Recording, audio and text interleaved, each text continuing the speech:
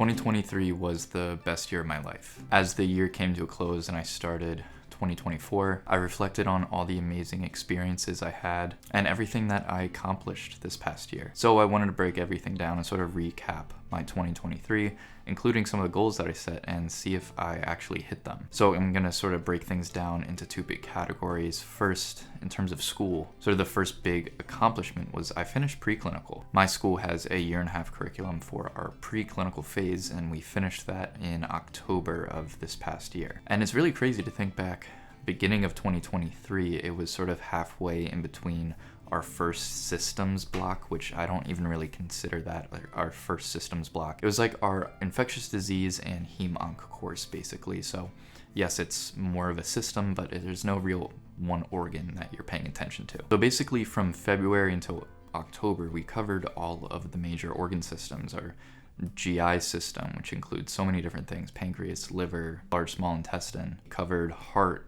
lungs, renal, all of neurology and psychiatry. I mean, it's pretty crazy that in like 10 months we covered all of those topics. And it was hard. I mean, it's definitely the most challenging year academically I've ever had. People aren't lying when they say medical school is like drinking water from a fire hose. Back in undergrad, I never really had to worry about spending hours and hours every weekend studying for a test that was 8 weeks away. But with a lot of hard work and support from my classmates and my family, we made it through that. And that moves me into the next big accomplishment, which is starting clerkships. Clerkships are the reason people come to medical school. No one dreams of sitting in a classroom for 4 or 5 hours and then going home and studying for another 6 every single day. While you're studying some very interesting things and things that should hopefully excite you if you're in med school, it's not really what we came here to do and not what you want to do for the rest of your life. Everyone looks forward to actually getting into the hospital or the clinic and taking care of patients. You want to start putting all of the things that you studied in preclinical into real practice, and doing that while connecting with patients on a human level. I started on internal medicine, and while I was pretty nervous because it's a daunting rotation because of the sheer amount of things you need to know, especially for the shelf exam, I really couldn't be happier. While I don't know if I want to be an internal medicine doctor, their job is really hard and they have to know a lot of different things. It's just so nice to actually be contributing to the medical team, period. And as a student, you have a pretty unique role where you can spend a lot more time with your patients than the residents or the attendings can. The residents and attendings might see a patient once a day, but you have a lot more time on your hands because instead of following, 8, 9, 10 patients, you probably only have 3 or 4. So you can go back multiple times a day, keep checking up on them, ask them if you can do anything for them, or just sit there and talk, because sometimes being in the hospital is really lonely, especially if someone doesn't have a good support system. Finally, being in that environment and learning the real clinical side of medicine is so refreshing compared to just staring at a textbook or watching cartoons all day. And the last sort of component to my school accomplishments, I did a lot of research this year. Back in the summer, during our summer break, I went to my first conference. Thankfully, it was in DC, and I'm from near DC. I was going to be home anyway. I also had friends and classmates presenting at it, so it was a great opportunity to go and just see what a conference is like. It was such a cool experience. Got to meet a lot of really great people.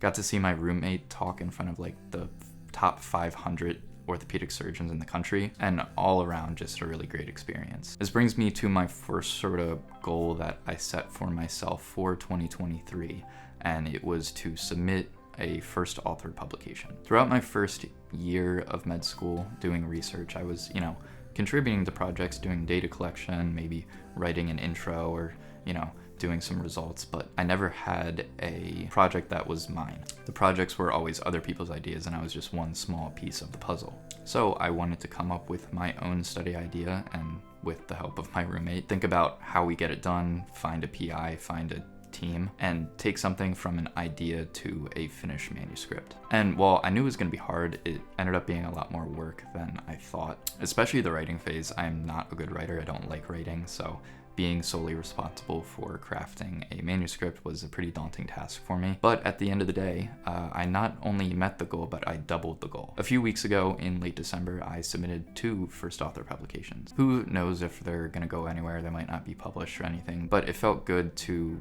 just finish, get the okay from the PI that, yep, it's good to submit, and now we just wait and see. Pretty likely that they're gonna get rejected from a bunch of journals, but hopefully they end up somewhere. I also had a few of the studies that I had a lesser role in be accepted and actually published a few weeks ago. And finally, I submitted abstracts to national conferences and got a few poster presentations. One of them hasn't happened yet, that is coming up in 2024, but the submissions are usually like 6 months in advance. So that's something I'm really looking forward to in the next month or so. Now, what about my personal life? One big facet of that is my physical fitness. I've always been someone who played sports and enjoyed working out, and I wanted to be able to keep up with that in medical school. And honestly, I'm probably in the best shape that I ever have been. I've been the most consistent with lifting, thankfully with how my preclinical curriculum was. We didn't have to start till 8, so I was able to get up and go to the gym pretty much every single morning, which is what I prefer. I haven't been able to do that in rotations just because we have to be there a lot earlier, but I joined a gym that's right across from the hospital, and I have to drive by it to get home, so I really don't have any excuse to not go. And while I've always been pretty consistent with lifting, it's definitely my favorite form of exercise. A big goal for me in 2023 was to run more. I took a running class back in, I think, the summer between my junior and senior year, and I ran a 10K, and since then I probably hadn't ran more than 3 miles. And I know how good cardio is for you. It's arguably better than lifting. I mean, yeah, they do different things, but in terms of overall cardiovascular health, reducing your chance of mortality, cardio is probably one of the best things that you can do. So starting 2023, I didn't really have a specific running goal. I just wanted to do more than I was, which was essentially nothing. So the first few months I just started really light. Like I would just be walking on the treadmill, throwing a few 1-2 mile runs here and there. And I don't really know when it switched, but on my spring break, it was just an absolutely beautiful day. I'm like, you know what, I'm gonna go on a legit run. And I ended up running 6 miles. It was the first time I'd run that far since that running class where I had to run a 10K. And I was like, you know what, I feel really good. I'm super sore. I think I actually injured myself, gave me some sort of tendonitis, but I was like, you know what, I'm gonna stick with this. And a few weeks later, I signed up for a 10-mile run actually up in Rhode Island, where Mackenzie is from. I ended up not being able to run it because of weather conditions, and I was pretty upset about that. So pretty much as soon as I figured out I couldn't run it, I signed up for a half marathon. So I ran my first half marathon in September of 2023 down in DC. Once again, it was just a no-brainer. I mean, I love DC. It was an excuse for me to go and visit. It was around my birthday, so I could, celebrate with my family. And it was a really great experience. Funny enough, I actually signed up for my second half marathon before even running the first. When my now roommate figured out that I was running a half marathon, he was like, you know what, is there any more in November or December? Like, I'll run one with you. I was looking up some different ones, and there was one in Philly, which he spent a lot of years in Philly. He went to school there and did his gap years there. So I was like, you know what, we'll do the Philly one in November. So yeah, I ran the DC one in September, and then almost 2 months to the day, I ran my second one in Philly with him, and ended up being a lot of other students from our school running it, which was a really cool experience. One personal failure, I guess you could say, was I set out to read 10 books in 2023. I've always been a bit podcast person, but I've really struggled with books. I'm okay with audiobooks, but I never really sit down and read a physical book. So I wanted to set a goal between physical books and audiobooks. I wanted to read 10. I didn't meet that goal. I think I was at 8 or 9, but I did read 4 physical books, which is probably the most that I ever had since summer reading in middle school. So while I didn't actually meet my goal, it was definitely an improvement on what I had been doing. In terms of social media, I was a lot more consistent on YouTube. That was sort of my big goal, and this is the first year of my life that I've posted very consistently for the whole year. I wanted to set the goal of posting one YouTube video every single week, and I did it. Sometimes I was a day or two late, but I still put out 52 videos this past year. I also ran my school's Instagram account with the help of some other people, but I was the chair of social media marketing for the SGA, so my main role was coming up with Instagram posts. And sort of the biggest and most meaningful part of all this social media stuff is I've had so many people reach out to me over the past year, either just thanking me for the videos that I make or asking specific advice on either my school or just medical school in general. And that's really why I do this. I gained most of my knowledge about medical school through social media and people talking to a camera like this. So I wanted to give back and share my own experience. And you know, I've had students reach out to me who have gotten into my school and they're asking questions about like, hey, is this a good option for me? I'm in a few different schools, like what do you like about the school, all that. Also just meeting the current M1s during, you know, their first week and our first week back from our summer break. A bunch of them came up like, hey, like I recognize you, like thanks for your videos, you showed me what it's like to be a student here, and I think it's gonna help me. And finally, in terms of my personal life, I was able to travel a lot more than I really ever have. Didn't go to anywhere spectacular by any means, but some new places that I've been. Went to Boston, went to South Carolina, I went to Orlando, which I have been to Disney, but that was when I was a little kid. For Orlando, I went to Disney again, but you know, as an adult, and I went to Universal Studios, which never been there before. I went with some old college friends, which I haven't seen a lot of them in many, many years. I went to South Carolina for family weekend for University of South Carolina. Got to go to an SEC football game. And then just a few weeks ago, I went to Boston for the first time to celebrate New Year's. While a lot of my classmates have traveled to a lot more exotic locations, that's pretty good for me. I've never really had the means to be a traveler, but hopefully I can continue that trend in 2024. All right, and now on to my 2024 goals. First, starting with school again. One, just do well on all my rotations.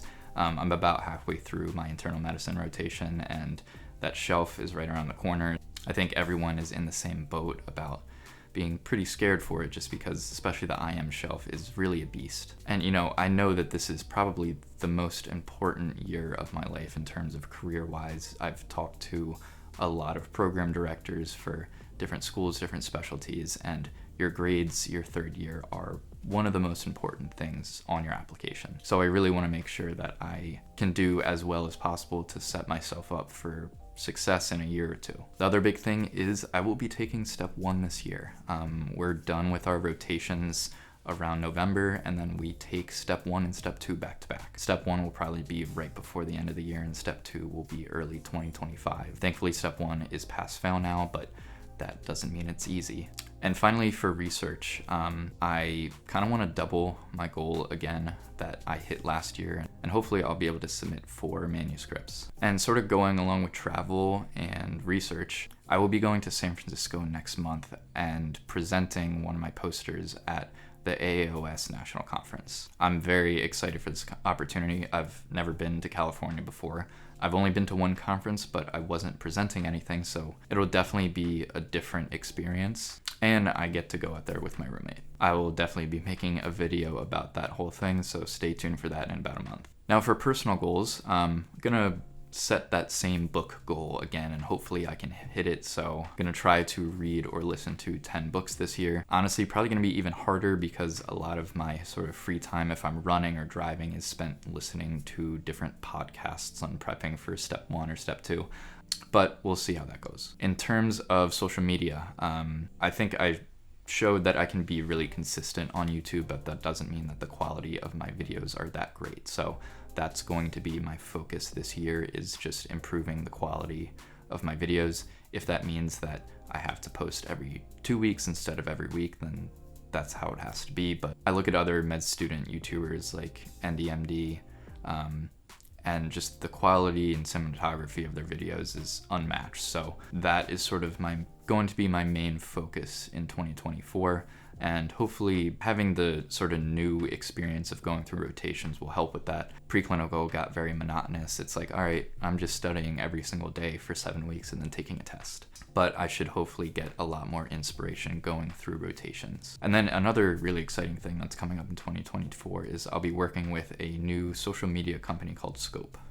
Scope is this new platform that's going to be for pre-meds and med students. It's going to be a hub for people to get free advice, free tutoring, stuff that is not toxic like some sites like SDN or Reddit, with the main goal of just sharing experiences and mentoring people, which, as I mentioned, is the whole reason I'm on social media to begin with. So really excited for that. The app hasn't even launched yet. It's very, in its infancy, but I'll definitely be posting more about that once it really starts up. And finally, in terms of fitness, definitely want to continue running. I didn't really get seriously into running until like May or June of last year, so I will now have the full year to run as much as my body will let me, while still maintaining some sort of lifting routine. I do have one race that is scheduled on the books for April. It's the Cherry Blossom Run in DC. It's like one of the two biggest runs that they have in DC. It'll be around the time that all of the cherry blossoms are blooming, so it should be a beautiful course to run along. So they have a 10 mile and a 5K, and I'm actually running both. When I did the Philly half marathon, I saw that they had, I think, an 8K, a half marathon, and a marathon, and there was some athletes that were running all three in one weekend, which is just insane. So starting much easier with the 5K is going to be on Saturday, and then the 10 mile is going to be on Sunday. And then sort of an overall goal for the whole year. I don't know how many actual races I'll be able to run, but I want to set the goal of running 800 miles over 2024. It shakes out to like 15 a week, which I think is pretty manageable, but that means I'm going to have to stay very consistent throughout the whole year. If I fall behind for a few weeks, then it's going to be really tough to stay on track. All in all, I'm very excited to see what 2024 holds. As good as 2023 was for me, I'm confident that 2024 is going to be even better. All right, well, that is going to do it for today's video. If you enjoyed, please be sure to leave a like below and subscribe if you want to see videos like this in the future. Thanks, and I'll see you in the next one.